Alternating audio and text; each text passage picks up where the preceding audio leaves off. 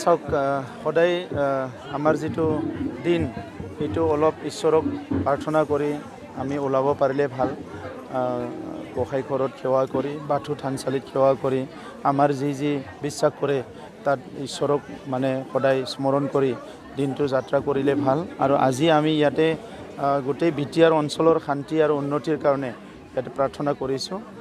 Corona virus আমাৰ এতিয়াও জাগা বহুত চলি আছে, মানুহবিলাক বহুত কষ্ট পাইছে। ইয়াৰ পৰা যাতে মানৱ জাতিটো উদ্ধাৰ হ'ব পাৰে আৰু আমাৰ ভাৰতবৰ্ষ অসমৰ লগতে বিটিআৰ অঞ্চলৰ আমাৰ যিটো মানুহ আছে সকলো যাতে কৰোনা ভাইৰাছৰ পৰা উদ্ধাৰ হ'ব পাৰে আৰু চবে শান্তি সম্প্ৰীতিৰে থাকিব পাৰে, কোনো অপ্ৰীতিকৰ ঘটনা যাতে মানৱ সমাজত নহয়, ইয়াৰ কাৰণে আজি আমাৰ বাথৌ ধৰ্মৰ যিটো আৰজ এইটো আমি কৰিছোঁ আৰু আজি দিনৰ আৰম্ভণিটো তেনেকৈ আমি কৰিছোঁ। আপুনি দুটাকৈ সমষ্টিৰ প্ৰতিদ্বন্দ্বিতা কৰিছে, কি অনুভৱ? এই ঠিকে আছে, আমাৰ UPPL দলে চৰকাৰ গঠন কৰিব আৰু আমি গোটেই কমচে কম আজিৰ তাৰিখত প্ৰায় 30টামান সিটত জিকিব তেনেকুৱা এটা অনুভৱ হৈ আছে। আৰু আমাৰ কৰ্মকৰ্তাবিলাক আমাৰ ডিষ্ট্ৰিক্ট পৰ্যায়ৰ, ব্লক পৰ্যায়ৰ, আমাৰ প্ৰাইমাৰী বুথ পৰ্যায়ৰ কৰ্মীসকলে বা নেতাসকলে খুব সক্ৰিয়ভাৱে কাম কৰি আছে আৰু সেইকাৰণে সকলো সমষ্টি আমাৰ সমানে আগবাঢ়ি গৈ আছে। তো সেইকাৰণে চৰকাৰ UPPL হ'ব, ইয়াত কোনো সন্দেহ নাই। ককলাবাৰী সমষ্টিত ধীৰেন বড়ো বিটিআৰ চুক্তিকাৰী, আপুনিও বিটিআৰ চুক্তিকাৰী, কিবা প্ৰত্যাহ্বান হ'ব নেকি ধীৰেন বড়ো আপোনাৰ কাৰণে?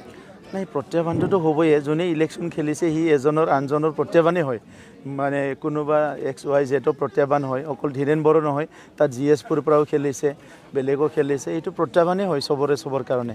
কিন্তু ইয়াৰ ভিতৰতে ৰাইজে চাব কি কাক বাছনি কৰিলে ভাল হয়, সমষ্টিৰ উন্নয়ন কেনেকৈ হ'ব, অঞ্চলৰ উন্নয়ন কেনেকৈ হ'ব, এই কথাবিলাক চাই পেলাই ৰাইজে ভোট দিব।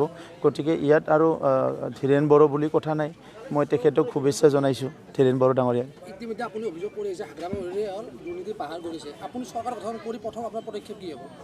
চাওক, প্ৰথম চৰকাৰ গঠন কৰি আমাৰ জাতি জনগোষ্ঠীয়ে কিয় সুখী নহয়, কিয় অশান্তি হৈ আছে, এই কথাবিলাক আমি প্ৰথমতে আমি আৰম্ভ কৰিম আৰু সকলো জাতি জনগোষ্ঠীৰ আমাৰ ইণ্টেলেকচুৱেলসকল, জাতীয় সংগঠনবোৰ, সামাজিক সংগঠনবোৰ চবকো আমি মাতি আলোচনা কৰিম কি কোন জনগোষ্ঠীয়ে কি বিচাৰিছে। আমি জানো এতিয়া বিভিন্ন জনগোষ্ঠীৰ সমস্যা আছে, কাৰোবাৰ ভূমিৰ সমস্যা, কাৰোবাৰ শিক্ষাৰ সমস্যা, কাৰোবাৰ ৰাস্তা ঘাটৰ সমস্যা, বিভিন্ন সমস্যা আছে। তাৰ মাজতে প্ৰায়ৰিটিত মানে ৰাইজে কি কৰাটো বিচাৰে, আমি ৰাইজৰ ওপৰত নিৰ্ভৰ কৰি ৰাইজৰ ওপৰত আলাপ আলোচনা কৰি ৰাইজৰ চেণ্টিমেণ্টটো অনাৰ কৰি পেলাই আমি চৰকাৰটো চলাম। যিহেতু বিদেশী দুৰ্নীতি হৈছে তাৰ ওপৰত আমাৰ জেহাদ কেনেকুৱা হ'ব? চাওক, জেহাদ শব্দটোতো বহুত ডাঙৰ শব্দ, কিন্তু আমাৰ ভাৰতীয় আইন হিচাপে দুৰ্নীতি ভ্ৰষ্টাচাৰীবিলাকক শাস্তি দিয়া যিটো ব্যৱস্থা আছে ইয়াৰ মাজতে শাস্তি দিয়া হ'ব। কাৰণ এই দুৰ্নীতিটো এতিয়া আমাৰ সমাজৰ কাৰণে বিৰাট ডাঙৰ এটা সমস্যা। আমি যেনেকৈ উগ্ৰপন্থী সমস্যা, বিভিন্ন সমস্যা বুলি ভাবোঁ, এতিয়া আমাৰ সমাজত চবচে ডাঙৰ সমস্যা বৰ্তমানত মানৱ জাতিত যদি কিবা আছে এইটো হ'ল কৰাপশ্যনৰ মানে সমস্যা। আৰু সেই দুৰ্নীতিটো যদি বন্ধ কৰিব নোৱাৰে দুখীয়া গৰীব মানুহ আগুৱাই যাব নোৱাৰিব।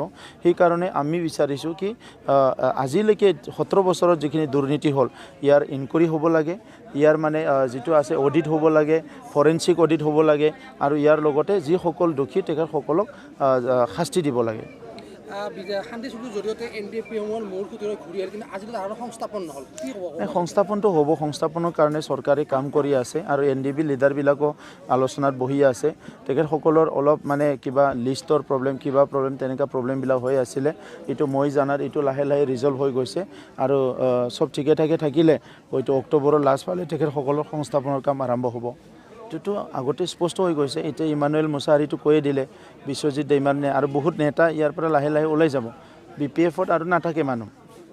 হাগ্ৰামাৰ যিটো স্বেচ্ছাচাৰী শাসন এইটো অলৰেডি নিজৰ সতীৰ্থবিলাকক অতিষ্ঠ কৰি পেলাইছে আৰু ইয়াৰ লগতে চন্দন ব্ৰহ্মৰ যিটো কনস্পিৰেচি ইয়াত BPF দল মানে থানবান হৈ যাব।